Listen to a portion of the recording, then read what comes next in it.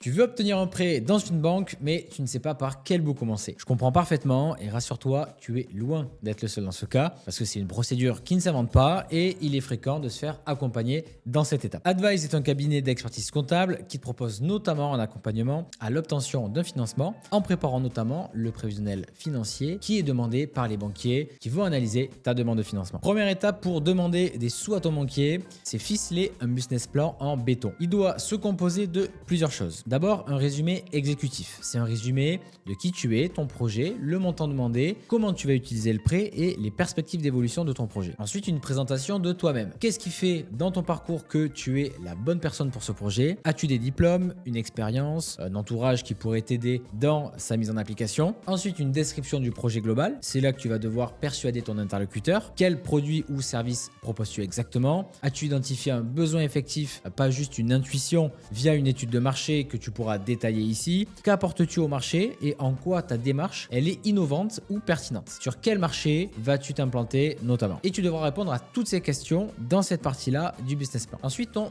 besoin de financement. Il va falloir bien sûr dire combien tu vas emprunter et comment tu utiliseras cet argent. Tu peux également parler de ton apport personnel, de préférence au moins 20% de la somme demandée, ce qui donnera plus de garantie à ton banquier. Et après l'avoir persuadé par les mots, il va falloir convaincre ton banquier par un côté plus rationnel, c'est-à-dire avec des chiffres. Il faudra lui présenter un compte de résultat prévisionnel, un plan de trésorerie, un plan de financement, le seuil de rentabilité et les hypothèses utilisées. Chiffre d'affaires estimé, les charges, les marges, les salariés, etc.